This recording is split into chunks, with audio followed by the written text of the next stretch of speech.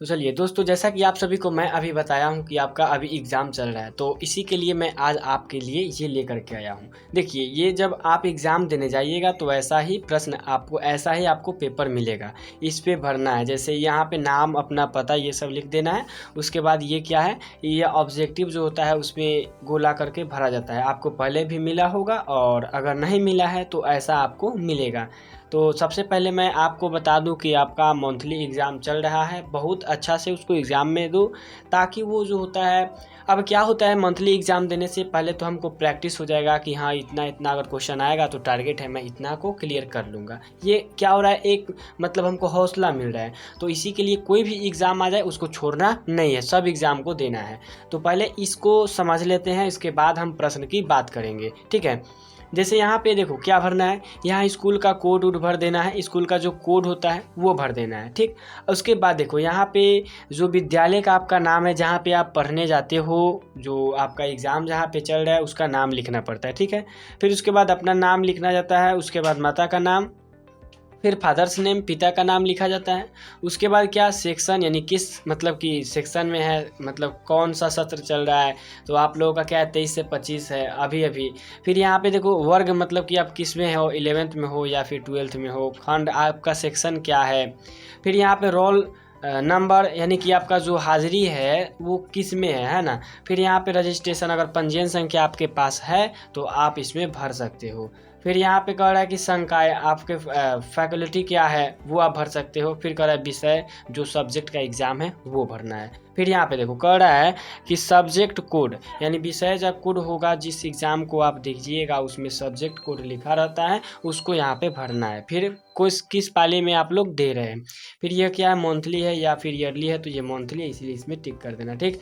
आगे देखो अपडेट, यानी कि कितने तारीख को तुम दे रहे हो एग्ज़ाम, ठीक है। इतना क्लियर आप समझ गए। चलिए हम प्रश्न को फटाफट आपके बता देते हैं और आप लोग एग्ज़ाम में बहुत ही शानदार तरीक़ा से मार्क्स ला सकते हैं। चलिए, तो ये मेरा प्रश्न आ चुका है यहाँ पे।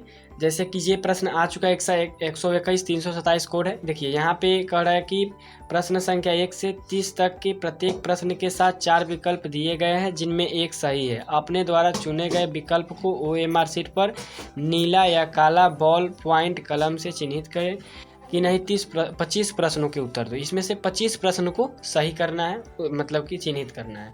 तो आज वो ये गणित का है और बहुत शानदार तरीक़े से मैं आपको बताऊंगा। आपको तो एग्ज़ाम में मदद करेगा ही और साथ ही साथ आपको याद भी हो जाएगा। जैसे यहाँ देखो, पहले 2 नंबर को छोड़ दो, 1 और 2 छोड़ दो। यहाँ तीसरा नंबर देखो, कह रहा है कि साइन इनवर्स 1/√2 का मुख्य मान क्या होगा। ऐसा प्रश्न आया तो एक ट्रिक लगाना है। साइन कितना डिग्री का जो मान होता है 1/√2 होता है। साइन कितना डिग्री का, तो 1/√2 जो होता है साइन 45 डिग्री का मान होता है। तो यहाँ π/4 इसको लिखेंगे।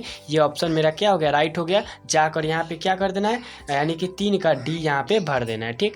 इतना समझ गए। अगला देखिए, फिर कह रहा है कॉट इनवर्स -1/√3 का मुख्य मान क्या है। देखो माइनस लगल है तो कॉट इनवर्स -x का जो मान होता है वो pi minus cot inverse x होता है, ठीक है।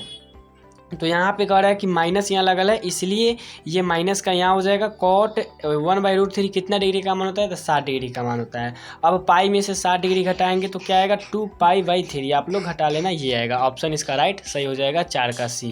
चलिए फिर 5 नंबर कह रहा है कि cos inverse 1 -x plus cos inverse 1x, इसका मान क्या होगा। तो इसका जो मान हो जाएगा वो ऑप्शन नंबर A हो जाएगा, राइट हो जाएगा। कैसे होगा ये भी समझिए। जैसे कि कॉस इनवर्स -x का मतलब होता है pi minus cos inverse x, समझ रहे हो। तो कॉस से कॉस चल जाएगा और ये पाई बचेगा तो पाई हो जाएगा। फिर अगला देखिए, यहाँ पे कह रहा है यदि x जो हो 1 से बड़ा हो या बराबर हो, या -x से बराबर हो या फिर उससे छोटा हो, ठीक है ना।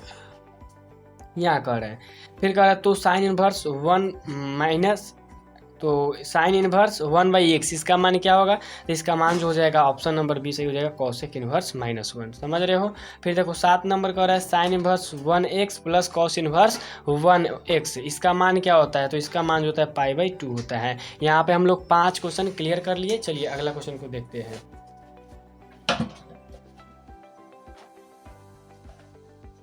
देखिए यहाँ पे अगला प्रश्न आ गया, tan inverse x plus cot inverse x, इसका भी मान क्या होता है? तो इसका भी जो मान होता है वो π/2 ही होता है। फिर यहाँ देखो 9 नंबर क्वेश्चन, मतलब कि अब यू है, यहाँ पे गुना करना है 1 2 3 4। देखो इसका जो आंसर है वो नहीं दिया है, ये गलत दिया है, क्योंकि ये क्या है 1/2 का है और ये क्या है 2/1 का है। तो यहाँ पे जो 2 2 मिल रहा है 1/1 का होगा, लेकिन इसमें दिया नहीं है। अगर आपको मारना है तो ये right answer option number C मार देना, अन्यथा ये जो होगा इसका राइट आंसर 11 होगा। ठीक है, फिर देखो यहाँ पर 10 नंबर, यहाँ इसको गुना करने का है, तो गुना करने के बाद जो मान आएगा वो ऑप्शन नंबर सी 10 का सी हो जाएगा। समझ रहे हो? चलिए अगला देखिए, अगला फिर कहता है 6 नंबर क्वेश्चन ना, नहीं 11 नंबर क्वेश्चन। 11 नंबर में कह रहा है 6 में गुना करना है, तो अवयव में जो होता है सबके साथ गुना होता है, इसमें सबके साथ गुना हो जाएगा तो मान क्या आ जाएगा? यहाँ ऑप्शन नंबर राइट डी हो जाएगा। चलिए अगला देखिए, कह रहा है अवयव 2 7 3 9 का परिवर्त। परिवर्त यहाँ पे दिखाना है, परिवर्त का मतलब ट्रांसपोज निकालना है। इसका ट्रांसपोज निकालेंगे तो जो रो होगा मतलब वो कॉलम में बदल जाएगा, जो कॉलम होगा वो रो में बदल जाएगा। समझ रहे हो ना? यहाँ ये ऑप्शन नंबर राइट बी हो जाएगा। चलिए फिर देखिए 13 नंबर क्वेश्चन कर रहा है ए बी के लिए a प्लस बी का होल डैश यहाँ पे बराबर क्या होगा? तो a डैश बी डैश हो जाएगा। चलिए समझ रहे हो? सी ऑप्शन नंबर सी हो जाएगा 13 का। फिर देखिए 14 नंबर कह रहा है 2 1 3 2 का व्युत्क्रम क्या होगा? इसका इन्वर्स क्या होगा? तो इसका इन्वर्स निकालने पे आता है 14 का सी ऑप्शन राइट हो जाएगा। फिर देखिए कह रहा है 15 नंबर कि यदि ए बराबर यहाँ पे क्या कॉस है थीटा है, माइनस साइन थीटा है, कॉस थीटा है, तो ए स्क्वायर बराबर निकालना है। तो स्क्वायर जब आप निकालिएगा तो यहाँ पे आंसर ये आएगा, ऑप्शन राइट बी हो जाएगा। चलिए 16 नंबर क्वेश्चन का सानिक 2 - 1 4 2, इसको सॉल्व करना है। तो सॉल्व करेंगे तो आ जाएगा 8 आ जाएगा। कैसे कैसे देखिए 4 2 दूनी 4 और माइनस माइनस प्लस हो जाएगा, 2 दूनी 4 4 एकम 4 4 4 8 हो जाएगा। इसको निकाल लेना है। चलिए अगला देखिए कह रहा है कि यहाँ पर जो इजी है उसको मैं बता दे रहा हूँ ताकि आप फटाफट क्या कर ले, सॉल्व कर ले। समझ रहे हो ना? चलिए यहाँ पे देखिए फिर कह रहा है इतना में अवयव का उपसारणिक, अवयव 6 का उपसारणिक, इसमें 6 का क्या बताना है? माइनर बताना है। तो 6 का माइनर -6 हो जाएगा।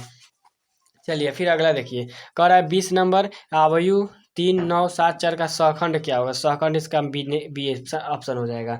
चलिए फिर यहाँ पे कह रहा है, यहाँ 22 नंबर को देखते हैं। 22 नंबर कह रहा है कि d x square by d x, ये बहुत ही सिंपल है, अवकलन का है, जिसका right answer option number B, तो आपके जबान पर भी याद होगा। समझ रहे हो? चलिए अगला देखिए, कह रहा है कि ई का पावर 2x रहेगा, तो कैसे इसको अवकलन करेंगे? तो इसका जो राइट आंसर हो जाएगा ई का पावर 2x बाई ना 2 इंटू ई का पावर 2x हो जाएगा। चलिए फिर 24 नंबर का जो राइट आंसर हो जाएगा मैं बता दे रहा हूँ, ऑप्शन नंबर सी हो जाएगा, क्योंकि 2 साइन नीचे जाएगा गुना में तो 2x हो जाएगा, साइन कॉस में बदल जाएगा तो 2 sine x into cos x आएगा, जो बदल जाएगा साइन 2x में। चलिए फिर इस 25 नंबर को सॉल्व करेंगे तो आ जाएगा option number B right answer हो जाएगा। चलिए फिर 26 नंबर को देखते हैं। तो 26 नंबर में है d root under x by d x, तो इसका right answer option number A हो जाएगा 1/2 रूट अंडर एक्स। फिर कह रहा है डी एक्स लॉग एक्स, इसका मान क्या होगा? तो ऑप्शन नंबर सी 27 का ऑप्शन नंबर सी हो जाएगा। समझ रहे हो? चलिए 28 नंबर देखिए, कह रहा है डी ई का पावर -x dx, इसका मान क्या होगा? तो इसका मान यहाँ पे रखा है बी नंबर, 28 का बी मार देना है।